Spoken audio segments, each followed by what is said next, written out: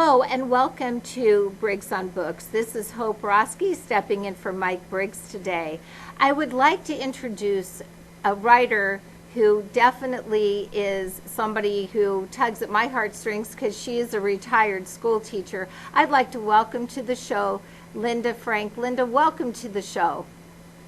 Thank you so much. It's a pleasure to be here, and thank you for the opportunity for me to talk about my books. Well, I'm so excited to hear about them because the way you actually got into writing is through teaching. And I think the viewers would be very interested in learning about how you fell into the passion of becoming an author. Okay, well, basically, when you teach, and you know this as well, you do a lot of writing. You end up writing things even if you don't want to. I got involved in curriculum writing because I like to create really creative lessons. My area was science, and it was very easy to be creative there. When I went to school, I didn't like to write, but eventually what happened was I got to teach forensic science, and in order to make the subject interesting for the students, what I would do was write mysteries, and they would have to solve them using forensic science. So we ended up having crime scenes in the school. The kids could get kids from the cafeteria, and they could be expert witnesses and lawyers and prosecutors, and then we would do a court case, and we would find some poor child guilty of whatever crime it was. So we had a lot of fun with it, and I It was liked never the some of school the stories. principal, right? What? I said it was never the school principal, correct? It was one of the students No, we right. liked him. He was a Yeah. good guy. So, Yes. no, we didn't do him in. Some of the gym teachers, no, never mind. We won't go there. Okay. Yeah, but I liked Nancy Drew when I was a kid. In fact, she made me a reader, and I owe her a debt of gratitude for that. So I said, let me see what I can do with the forensic science and the Nancy Drew. I didn't know anything about writing a book, so I took a course in novel writing. In fact, I took two courses, and I wrote the first two books in those courses. And so that's the way it all happened. And eventually what I did was, at that time, self-publishing was becoming very popular. Before that, it was vanity press, and you had it printed and you put it away for your grandchildren or whatever.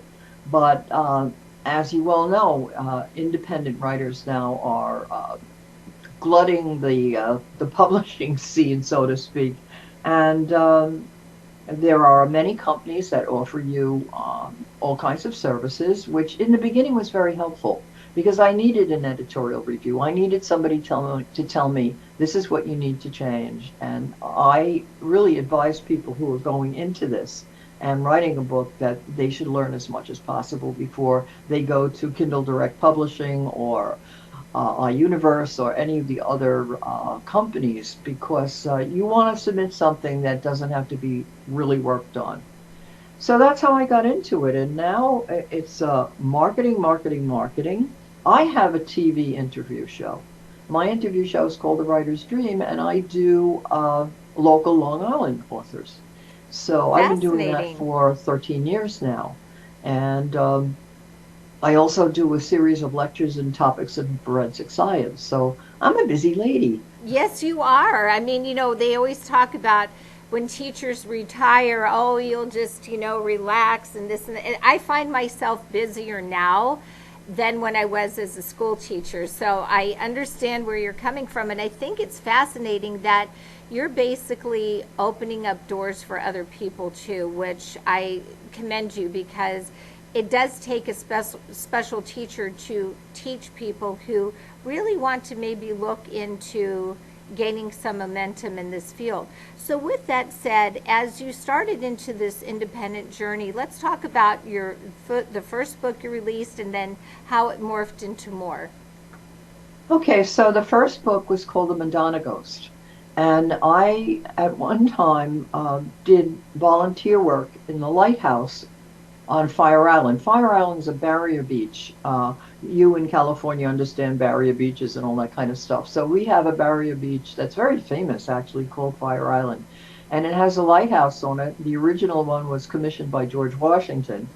and I volunteered there. School groups would come, and it was quite a nice museum inside, and there was a photograph, a really mural-sized photograph on the wall of like Red Cross treating people who were shipwrecked. There were at one time many, many shipwrecks off the coast of Fire Island, and this kind of grabbed my imagination, and I decided that okay, I'd like to really write a book about Fire Island and bring in the history, and also make it in the present day and bring in a crime that would be logical for Fire Island in this day and age. So I wrote a book called The Madonna Ghost. Had nothing whatsoever to do with the singer Madonna. Madonna is a mother figure. So my ghost is a mother figure. She is a lady who was shipwrecked. She was coming to this country from Ireland. No, actually, it wasn't Ireland. It was Holland, and the boat was shipwrecked. She was coming to join her husband. Usually, that's what happened. The husbands came first. They established themselves, and then they called for the wives and the children. And what she did was she had to swim to shore, so she wrapped her baby against her body, but the baby drowned. So she was seen walking the beach looking for someone to help the baby, and that was the Madonna ghost. And so my main character, whose name is Annie Tillery, um, goes to Fire Island on vacation, meets Tyler Egan, who becomes her longtime boyfriend, and together they solve the mystery. And she finds out that there really is a ghost. And she asks Tyler, she says, "Can I see it?" He says, well, let's see. So they see the ghost, but the ghost is really a very mysterious creature. I can't tell you anymore. You have to read the You have to rest. read it to find out. So then from there, did you kind of lean more into that forensic science part of your career Oh, with the sure. rest of your literature? Every book that I write has a crime that needs forensic science. The second book is called Girl with Pencil Drawing. And what happens in that book is my Annie gets she wins a series of art lessons. And she goes to this wonderful gallery in Soho, and she's taking the lessons, and she notices that there's something odd going on, and she gets involved with actually the fact that the manager of the gallery is murdered. And her instructor, who she becomes friendly with, is the prime suspect. So, of course, she has to find out what happened so that she can get her instructor free of these charges. She has an aunt who's a New York City police detective, which is a big help. And so she's friendly with some people on the force. I had to have some connection where, because a teenage girl is just not going to have forensic science unless she has a chemistry set or something. So I had to have some connection. So the connection is uh, her aunt who's, as I said, a police detective, and her father works for the State Department. So between the two of them, we cover a lot of territory as far as the forensic science and crime solving Right. goes. And the third book is Secrets in the Fairy Chimneys. Has absolutely nothing to do with fairies. Fairy chimneys are geological formations in Turkey. And I went to Turkey to research this book, and that was fascinating. And that one takes place at an archaeological dig. And of course, artifacts are being stolen. And the reason why she's there is she's on a school project to work at this dig. I mean, she really has some like nice connections because in order to make it interesting, that's what you have to do. So there's a lot of DNA technology in that one, and there's also a lot of like travelogue stuff. She spends time in Istanbul, which I found one of the most fascinating cities there is. And so I describe all of that, and it's really that's an exciting book. And also, all my books are a little bit. She she's always getting into some real danger, and the final book in that series so far is called The Mystery of the Lost Avenger. That's the only book she doesn't get hit That's in the the head. one, I think we have a book cover jacket with that. And so that's the latest one. So tell us a little bit about that. Well, this book is a really great story for girls because it takes place in two times.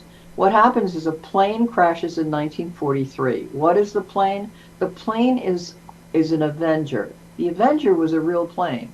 And you in California, probably somewhere in California, know about this plane. It was manufactured here by Grumman Aviation, and then women, who were called Women Air Service Pilots or WASPs, flew them to Miramar in California, which is a big naval base, and put them on the aircraft carriers that fought in World War II.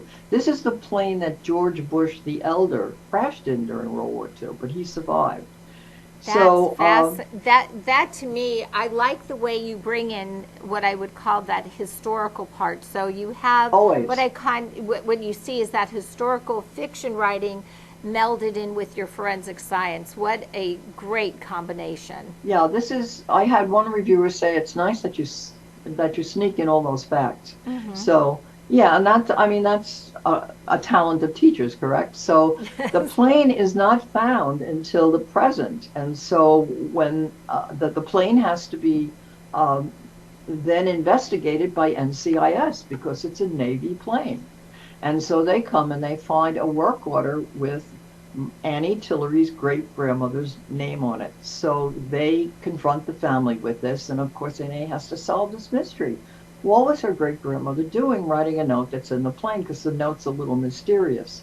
So she has to go back to the family home in Maryland. They go into the attic and they find all of these love letters, and um, there's a code in the love letters. So she and Ty have to unravel this code and find out what happens. But the book takes place in two different times. So I keep going back to great grandma in 1943 and then back to Annie in the present time.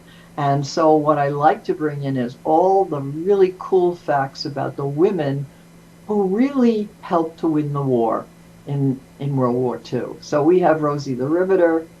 We have a sabotage plot. I even bring in some of the sabotage that occurred here on Long Island at that time. And there's a ghost, and there's a romance. This book has It has a everything. little bit of everything, Yeah. a good blend of spices going on. Well, I tell you what, I know I will be looking forward to reading it because you said a keyword in there, my home state of Maryland. So I will be looking forward to reading a bit about that too. But I just, like I said, Linda, I am just so fascinated how you just bring it all together, and what a gift and what a talent. How can the viewers, if they want to order your books, do you have a particular website, or can they go through Amazon? Yeah, my website is my name. It's Linda Maria Frank. I don't go by Linda Frank because it's a common name and there is another author by that name. So I go by the name Linda Maria Frank. Okay. And it's just lindamariafrank.com, and you click on it's a really beautiful website. The artwork's really nice. You click on the book and it takes you right to Amazon. Well, And some to Barnes and Noble. There's a blog on the website. It's a neat website. So there's a lot of info. And you can just go directly to Amazon. They're all on Amazon. I am meeting with a group of my friends later this evening, and I'm going to be looking forward to telling them about your writing and this particular book because it sounds incredible. And I thank you so much for joining us from Long Island, and I hope we can have you back again on the show sometime soon. I would love to. Well, thank you for having me. I love to talk about my books. You do a great job. You're a school teacher. I wouldn't expect anything less. But Linda Marie Frank, thank you so much for joining us today. And we will see you again soon. This is Hope Roski, again, stepping in for Mike Briggs with Briggs on Books.